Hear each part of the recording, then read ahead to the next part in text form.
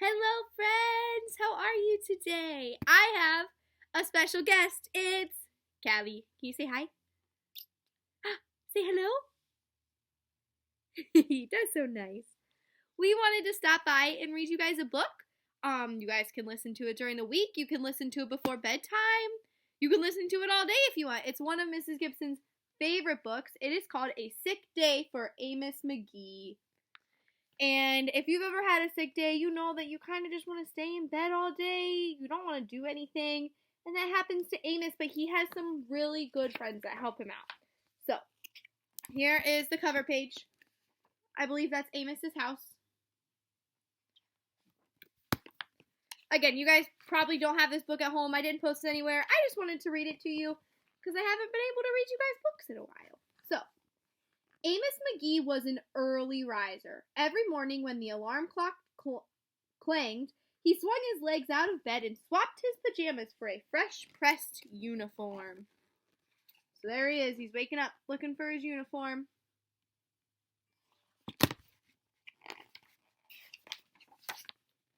He would wind his watch and set a pot of water to boil, saying to the sugar bowl, "A spoonful for my oatmeal, please, and 2 for my teacup." Belly full and ready for the workday, he'd amble out the door. So there he is getting his breakfast ready. And there he is headed to work. I wonder where he works, if he has a uniform and he can walk to work. What do you guys think? Every day, Amos waited for the number 5 bus. "Next stop, City Zoo," the bus driver would call. 6 a.m., right on time, he'd reply. Do you think he works at the zoo if that's where the bus driver said he was going? Amos had a lot to do at the zoo, but he always made time to visit his good friends. What kind of friends do you think Amos would have at the zoo? Do you think that it's the animal doctors? Do you think it's the animals? Do you think it's the people visiting the zoo? He would play chess with the elephant, who thought and thought before making a move. He would run races with the tortoise, who never ever lost. So there's Amos and the elephant, and him racing the tortoise. He would sit quietly with the penguin, who was very shy. And he would lend a handkerchief to the rhinoceros, who always had a runny nose. Our little visitor is getting tired of reading a book, so she's going to go. Can you say bye to our friends? Say bye. Anyway, here he is with the penguin and the rhino. And at sunset, he would read stories to the owl, who was afraid of the dark. One day, Amos awoke with the sniffles and the sneezes and the chills.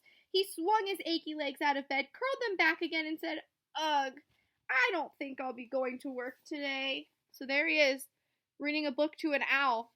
Want to know what's sad? That the owl is afraid of the dark? Why is that sad? It's sad because he's usually awake during the dark, right? Owls are nocturnal. And here is Amos waking up all sicky and sneezy. Meanwhile, at the zoo, the animals waited for their friend. The elephant arranged his pawns and polished his castles. The tortoise stretched his legs and limbered up. The penguin sat patiently all by himself. The rhino worried that his allergies were worsening. The owl perched atop a tall stack of storybooks, scratching his head with concern. Where is Amos? The animals wondered.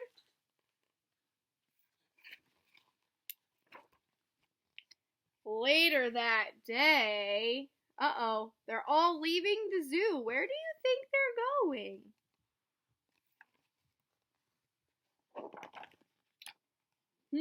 I see them on a bus, and I remember at the beginning of the story, he said that he was on the number 5 bus. Look what bus the animals are on. Hooray! My good friends are here. Look, they came to see Amos. The elephant prepared a game of chess. Amos thought and thought before making a move. "I'm too tired to run races today," said Amos to the tortoise. "Let's play hide and seek instead." The tortoise hid inside his shell. Amos hid beneath the covers.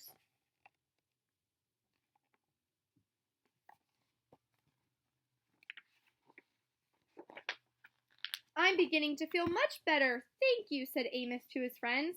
He swung his legs out of bed. Perhaps we'll share a pot of tea. Look at how funny the elephant and the rhino look sitting at the dining room table. Would an elephant or a rhino fit in your house? I know it wouldn't fit in mine.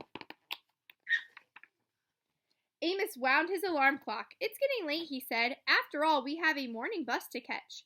So Amos said goodnight to the elephant, and goodnight to the tortoise, and goodnight to the penguin, and goodnight to the rhinoceros, and goodnight to the owl, who, knowing that Amos was afraid of the dark, read a story aloud before turning out the light.